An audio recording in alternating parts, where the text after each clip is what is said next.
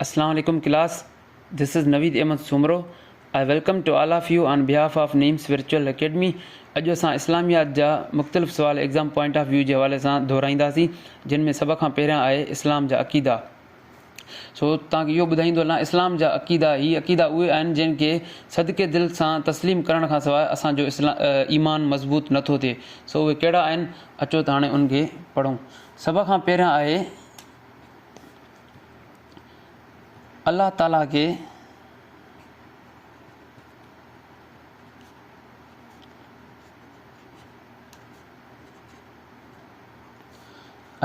खे हिकु करे मञणु।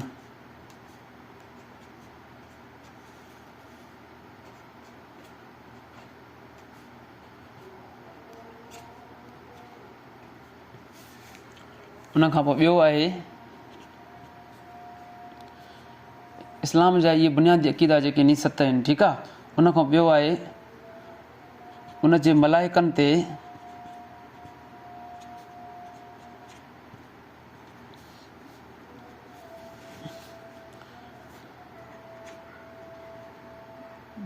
ते ईमान आणणु।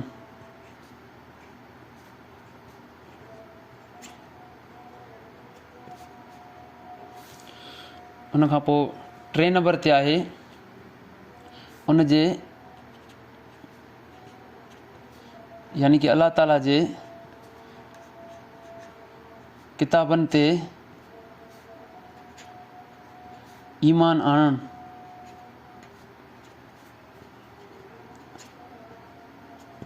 आसमानी किताबनि ते, ठीकु आहे, जेके अल्लाह ताला जेके नी पंहिंजे मुख़्तलिफ़ जेके नी पैगम्बरनि ते नाज़िल कया। उन खां पोइ आहे रसूलनि ते ईमान आणणु।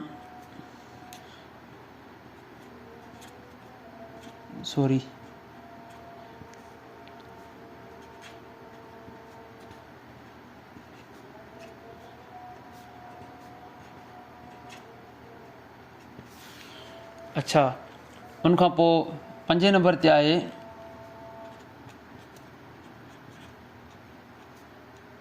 क़यामत जे ॾींहं ते ईमान आणणु।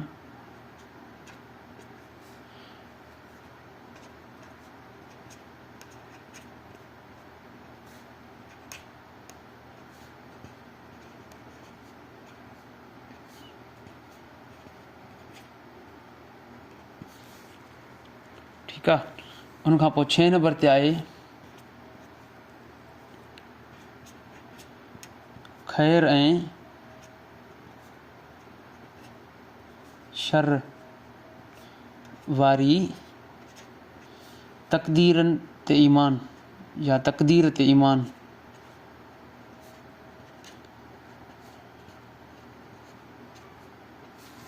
इन जो मतिलबु आहे त जेको कुझु बि नफ़ो नुक़सानु थिए थो, इहो असांजी तक़दीर में अल्लाह ताला तरफ़ां लिखियो वियो आहे, इन ते ईमान आणणु। ठीकु आहे। उन खां पोइ आख़िरी आहे 7 नंबर ते मरण खां पोइ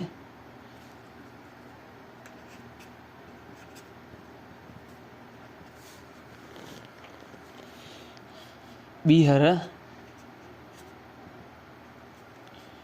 जीअरो थी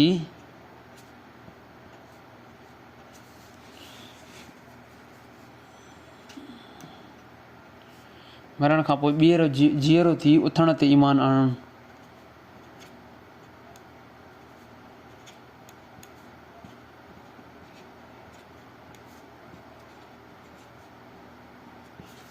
मतिलबु असां क़यामत में जेको आहे हाणे क़यामत ईंदी, सभु मरी वेंदा, उन खां पोइ जेको आहे वरी असांखे ज़िंदा कयो वेंदो, यानी कि उथारियो वेंदो।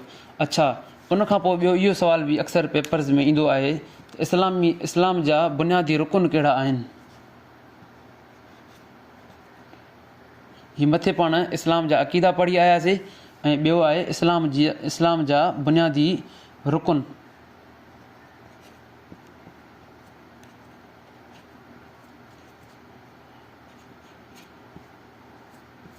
ठीकु आहे। इनमें पहिरियों आहे, इहे टोटल 5 नी, ठीकु आहे, जंहिंमें पहिरियों आहे कलमो, या वरी ॿियो नेक्स्ट तव्हांखे पेपरनि में ऑप्शन ईंदो तौहीद, उहो बि चई सघो था, यानी कि ख़ुदा जी कढ़ाई, ठीक है। उनको पोइ ॿिए नंबर ते आहे निमाज़, उनखां पोइ टे नंबर ते आहे ज़कात अदा करणु, उनखां पोइ चौथे नंबर ते आहे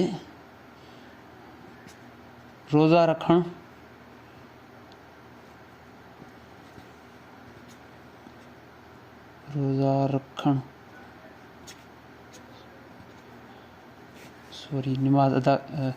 निमाज़ अदा करणु, ठीक है, ज़कात अदा करणु, उन खां पोइ आहे रोज़ा रखणु। उन खां पोइ हाणे पाण पढ़ंदासीं अशरा मुबशरा।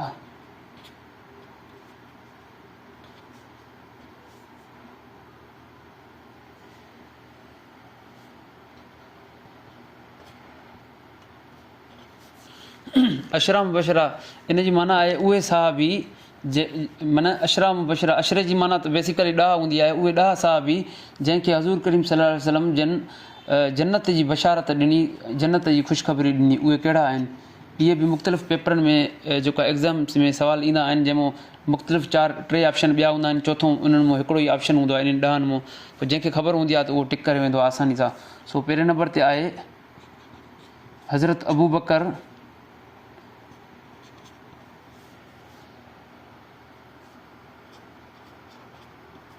सदीक़ रज़ी अल्लाह ताला अन्हा।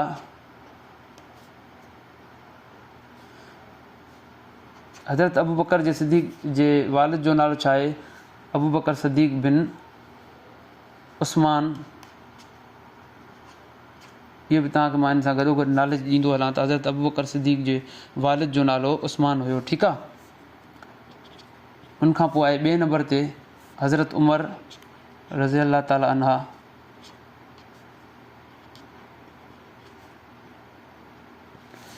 ठीकु आहे। इन जे वालिद जो नालो छा हुयो? इन जे नाले जो नालो उमर बिन ख़त्ताब, ठीकु आहे। उनखां पोइ चौथे नंबर ते आहे हज़रत उस्मान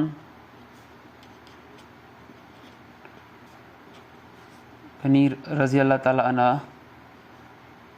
जंहिंजे वालिद साहब जो नालो आहे उस्मान बिन अफ़ान, ठीकु आहे। उनखां पोइ आहे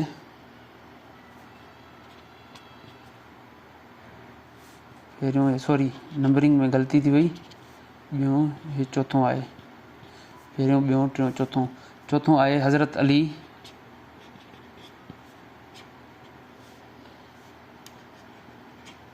रज़ी अल्लाह ताला अन्हा, जंहिंजे वालिद साहब जो नालो आहे अली बिन अबू तालिब, ठीकु आहे। उनखां पोइ आहे 5 नंबर ते हज़रत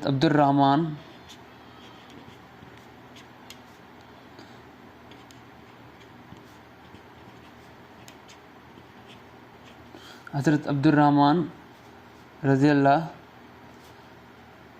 बिन औफ, ठीकु आहे। उनखां पोइ 6 नंबर ते आहे हज़रत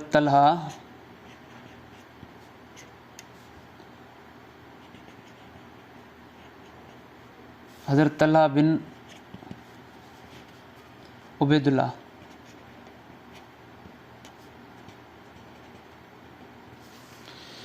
ठीकु आहे। उनखां पोइ 7 नंबर ते आहे हज़रत ज़ुबैर बिन अवाम,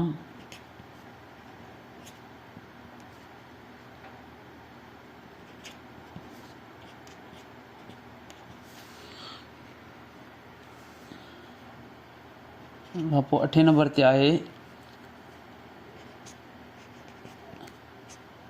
हज़रत, सॉरी कैमरा स्लिप थी वञे, हज़रत साद बिन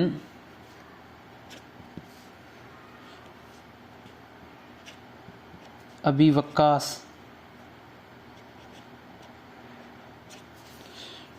उनखां पोइ 9 नंबर ते आहे हज़रत सईद बिन ज़ैद रज़ी अल्लाह ताला अन्हु। हज़रत सईद बिन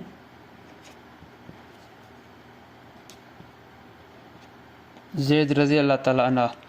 ठीकु आहे। उनखां पोइ 10 नंबर ते आहे हज़रत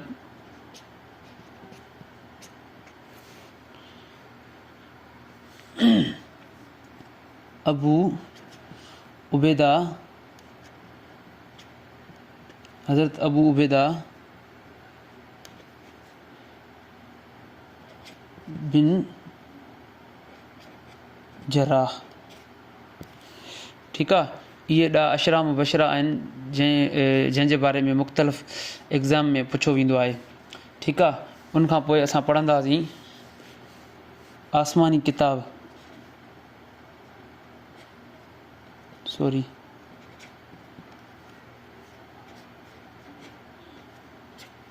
उहे आसमानी किताब जेके इन्हनि जे बारे में ई मुख़्तलिफ़ एग्ज़ाम में सवाल ईंदा आहिनि त कहिड़ो किताब जेको आहे कहिड़े रसूल ते नाज़िल थियो।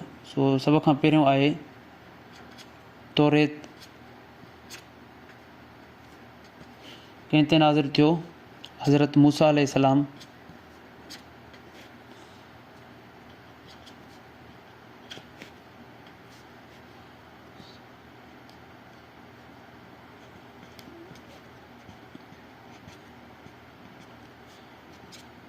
ते नाज़िल थियो।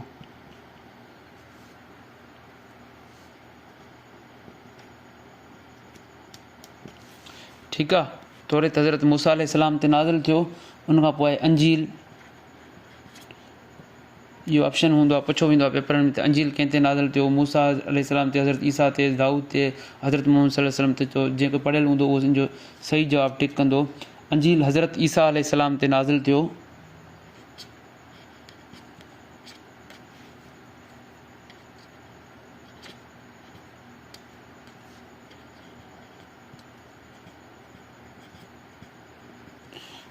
हज़रत ईसा अलैहिस्सलाम ते नाज़िल थियो। ठीकु आहे।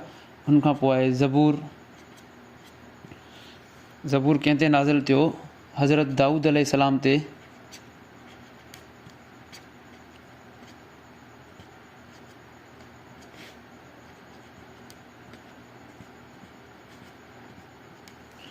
उनखां पोइ आहे क़ुरान पाक या क़ुरान शरीफ़।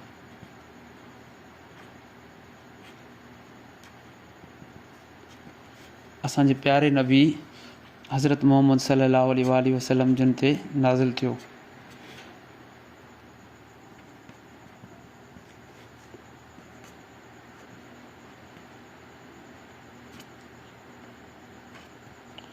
हज़रत मोहम्मद मुस्तफ़ा सल्लल्लाहु अलैहि वसल्लम जिन ते नाज़िल थियो। सो इहे पेपरनि में जेका मुख़्तलिफ़ पेपरनि में टेस्टनि में जेके सवाल नी पुछा वेंदा आहिनि। सो अॼु जे लाइ एतिरो काफ़ी आहे। Thank you so much.